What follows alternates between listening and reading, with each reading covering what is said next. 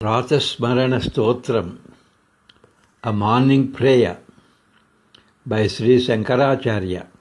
Mananam. ಪ್ರಾತಃಸ್ಮರಣ ಸ್ತೋತ್ರ ಬೆಳಗಿನ ಪ್ರಾರ್ಥನೆ. ರಚನೆ ಶ್ರೀ ಶಂಕರಾಚಾರ್ಯರು. ಮನನಂ.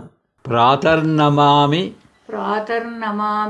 ತಮಸಃ ಪರಂ ಅರ್ಕವರ್ಣಂ ಪೂರ್ಣಂ ಸನಾತನಪದಂ ಪುರುಷೋತ್ತಮಾಖ್ಯಂ ಯಸ್ಮಿನ್ನಿದಂ ಜಗತ್ ಅಶೇಷಮಶೇಷಮೂರ್ತೌ ರಜ್ವಾಂ ಭುಜಂಗಮಯಿವ ಪ್ರತಿಭಾಸಿತಂ Y.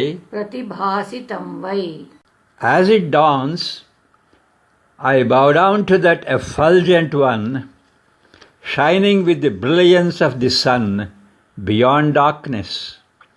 His is the state eternal, full and total. He is called Purushottama, and in whom this world, with its endless and manifold shapes and forms, shines forth like the serpent in the rope. It is indeed so.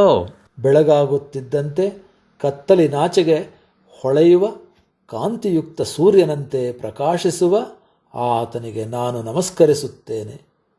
ಈತನು ಸನಾತನನು, ಪರಿಪೂರ್ಣನು ಮತ್ತು ಸಮಗ್ರನು.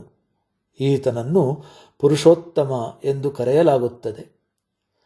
ಹಗ್ಗದ ಮೇಲಿನ ಹಾವಿನಂತೆ ಮುಂದಾಗಿ ಹೊಳೆಯುವ ನಾನಾ ವಿಧದ ಮತ್ತು ಅನಂತವಾದ ರೂಪ ಮತ್ತು ಆಕಾರಗಳುಳ್ಳ ಈ ಜಗತ್ತು ಆತನಲ್ಲಿ ನಿಶ್ಚಯವಾಗಿಯೂ ಅಡಕವಾಗಿದೆ.